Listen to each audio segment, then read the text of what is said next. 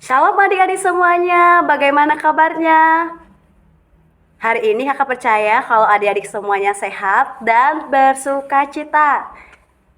Hari ini kakak mau bercerita tentang firman Tuhan, dan sebelum mendengar cerita kakak, mari kita berdoa terlebih dahulu. Tutup matanya dan lipat tangannya, kita berdoa. Tuhan Yesus, terima kasih hari ini kami ada karena Tuhan begitu baik dalam hidup kami. Dan saatnya kami mau mendengarkan cerita firman Tuhan. Tolong kami untuk kami mengerti kebenaran firman Tuhan. Tolong kami untuk kami melakukan apa yang Tuhan mau dalam hidup kami. Terima kasih, di dalam nama Tuhan Yesus kami berdoa. Amin. Nah, adik-adik, hari ini kakak mau bercerita tentang kisah seorang pahlawan, seorang pemuda yang pemberani. Nah, adik-adik, hari ini kakak mau bercerita tentang kisah seorang Nehemia. Dulu, di istana Raja Persia, tinggallah seorang pemuda namanya Nehemia. Nehemia ini pekerjaannya adalah sebagai seorang juru minuman. Juru minuman itu tugasnya mengantar minuman kepada raja. Nah, adik-adik, suatu hari orang Israel mendatangi Nehemia di istana raja dan melaporkan kalau tembok Yerusalem kesayangan mereka dan tembok perlindungan mereka telah rubuh. Dan saat itu Nehemia sangat sedih sekali mendengarkan berita itu. Oleh sebab itu, dia datang kepada Raja Persia. Nama Raja Persia adalah Artasasta. Dia datang untuk meminta izin kembali pulang ke bangsa Israel untuk membangun kembali tembok Yerusalem. Adik-adik, kira-kira Raja Persia izinkan gak ya? Nah, karena pertolongan Tuhan, Raja Persia mengizinkan Nehemia untuk pulang kembali ke bangsa Israel dan membangun kembali tembok Yerusalem. Dan bukan hanya itu saja, Raja Artasasta ikut membantu pembangunan tembok Yerusalem dengan mengirimkan kayu dan penjaga-penjaga pada saat pembangunan tembok Yerusalem berlangsung. Tapi adik-adik, pada saat pembangunan ada loh yang gak suka sama Nehemia. Mereka marah sekali karena Nehemia mau bangun kembali tembok Yerusalem. Namanya Sanballat dan Tobia.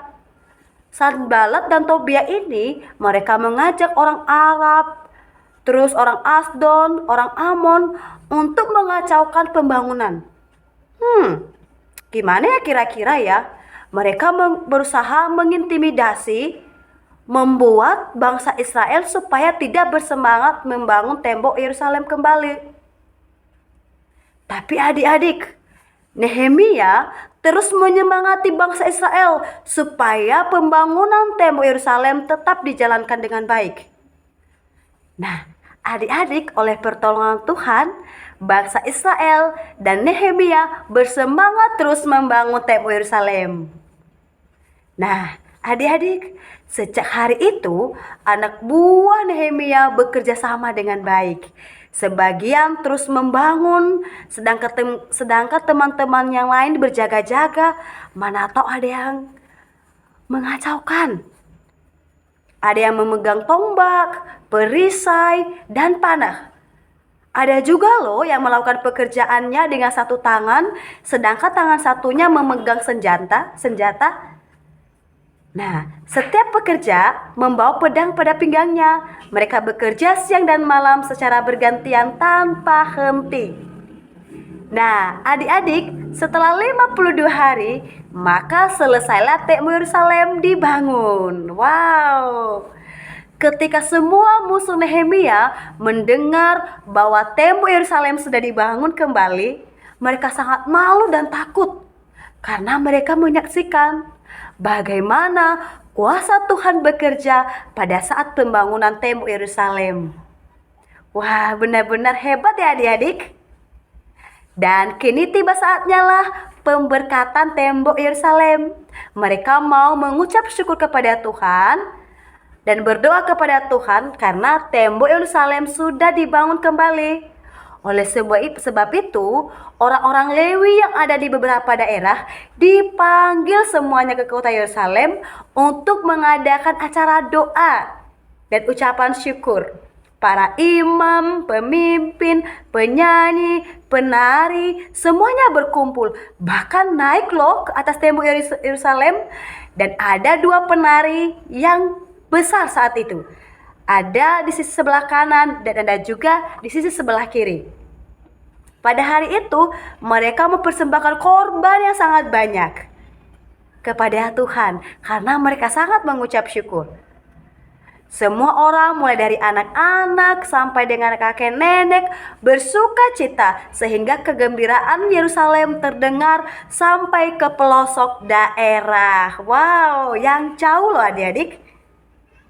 Nah, adik-adik, bangsa Israel dan Nehemia mengucap syukur kepada Tuhan karena mereka melihat pertolongan Tuhan.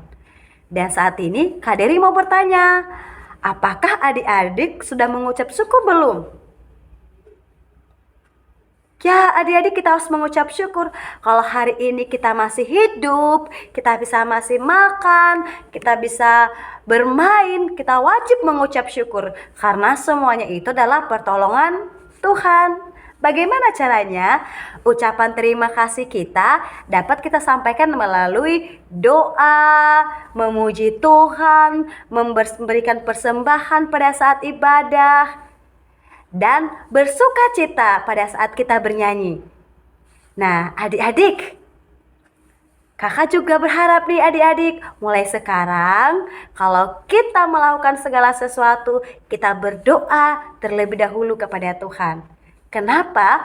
Karena Tuhan adalah Allah yang hebat yang mampu menolong kita dalam menyelesaikan segala pekerjaan kita.